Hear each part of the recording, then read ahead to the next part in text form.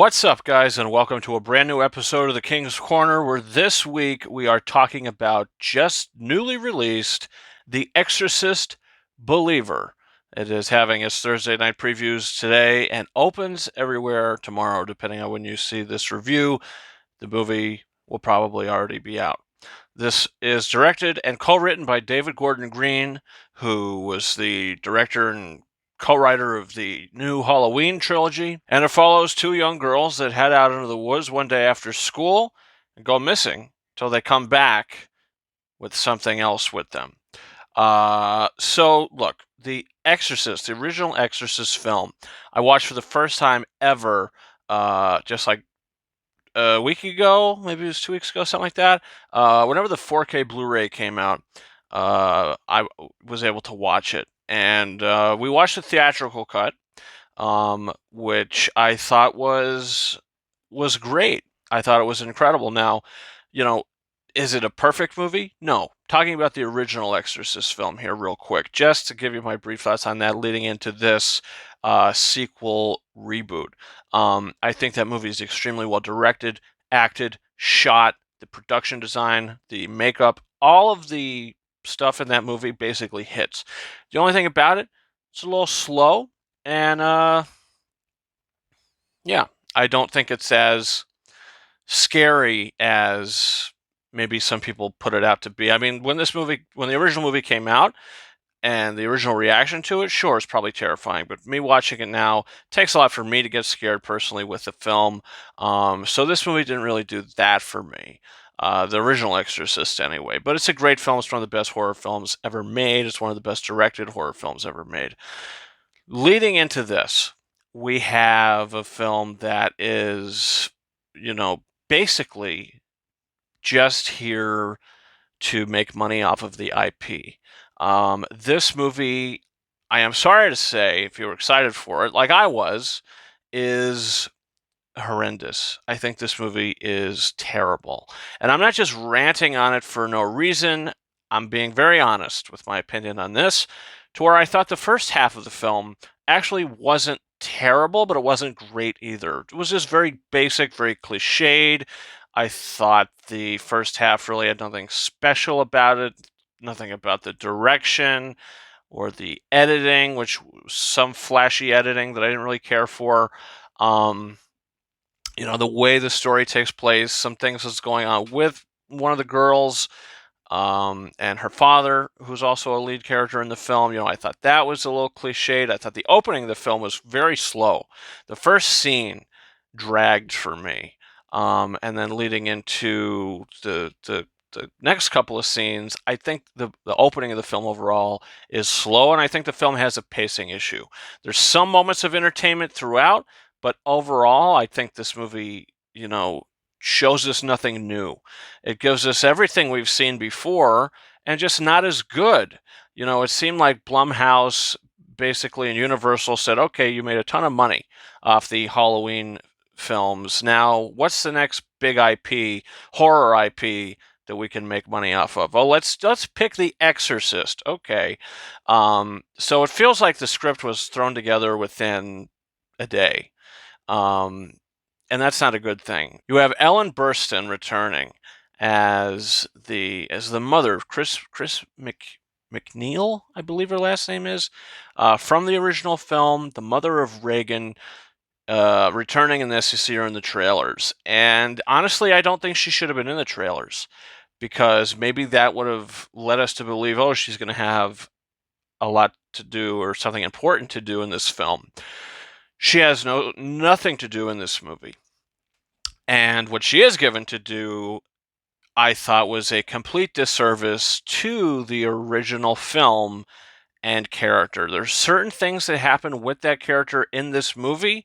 The way that story is taken, and the way her character has progressed since the first film, I think would have been better if it was executed and written better. It just seemed like an idea they had that was thrown to paper quickly. It didn't really feel like it was refined. I thought Ellen Burstyn was fantastic in this movie. I thought her performance was great, but what she had to do and the lines she was delivering felt completely wasted and kind of intrusive. I mean, if she wasn't in this film and they just cut all of her scenes out of this movie, it wouldn't have made a difference. She has zero impact on this film, and it just adds more baggage to it that is the only stuff that references the original film.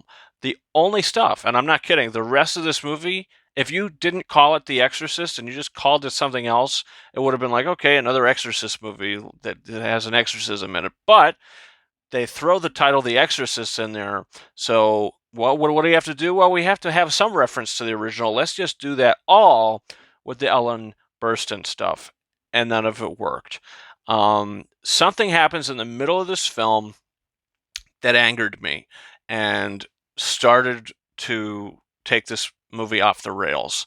So halfway through, it went from not great to bad, and then as things continued to happen, they got worse.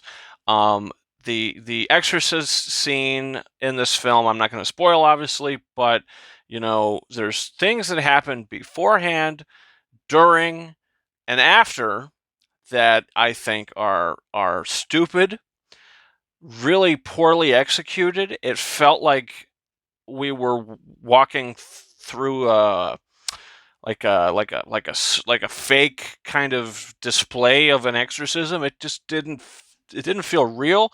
It didn't feel raw, and it didn't feel genuine. The young girls, in these roles, I thought were good. I thought the makeup and prosthetics were good, but I mean, they have nothing to do than what we've seen before. And even in the original film, it was done better. You have iconic lines that Reagan says when she's possessed in that original film. In this, it's all forgettable. You have a character in this movie that lives next door to the main girl, and she's got a past that they throw into it to try to justify something that happens later in the movie that I just thought was stupid. The first film kind of sets up its rules for this movie to just totally sideline them and break them. With the original 2018 Halloween film directed by David Gordon Green, I felt like, even though that movie's not great, it's not bad either. It's actually a fine film for what it is. And I felt like they did care about the source material and Michael Myers enough. In this movie, I just feel like we had the wrong people making it, because either they didn't care and they were just doing it for the money, or they were they just didn't understand the original Exorcist film and how to make one, because you could clearly make one, but it feels like a fake fan made school project. This movie, it falls flat on its face by the end of it. It left me angry. As a fan of the original film, it left me angry. Even as not a fan of the original film, if I was going into this not a fan of that, certain things that happen towards the end of it, I would just feel like the movie feels bloated. I feel like it would be poorly paced, not scary, and just very dull and not great. So, as a huge fan of the original Exorcist, this is a slap in the face to that film. And this is a planned trilogy. Where in the world can you go with a second film, let alone a third film, the next film? What are you gonna do? I mean, obviously, what you did was just rip off the first movie in many ways and just make a less interesting film. Also, this movie is cliched as ever. There's storylines in this that come straight out of Insidious Chapter 3, which I thought was better executed in that film. There's just so many horror cliches. This is a paycheck. David Gordon Green is looking at us and he's laughing. And if he actually made this movie with intent to pay service and homage to the original film, or even make a good movie, get a better screenplay. And you co-wrote it, so it's half your fault. So this is like a 1.5 out of 5-star film for me, and it's my least favorite movie of the year. Look, you might have watched a review from me that came out this year that I've rated the movie lower. Sure, it could be a worse film, the worst stuff in the film, but this left me most angry. And this left me most like, okay, I hated it. But I can't give credit to where credit's due. The performances, I like the musical score, and I thought the makeup and prosthetics were good. The rest of it is complete uh, horse manure. So yeah, that's where I'm at. So that's where I'm at with The Exorcist Believer. I didn't leave the movie a believer, but maybe you will. Comment down below. Did you see it? What did you think about it? Do you plan on seeing it? What's your thoughts on the original film? Lots of stuff there. Leave that down below. So don't forget to hit that subscribe button for future episodes of the King's Corner, where I will be reviewing Past Lives, new A24 drama film, very soon. You can expect that. Also, there's a bunch of stuff that we also have to catch up on that you can check out reviews for that are coming and are already on the channel now. You can follow me on Twitter or X at RyanKing72 and Instagram and TikTok at KingArises131. Guys, that's been it for me. Thanks so much for watching this one, and until next time, over and out.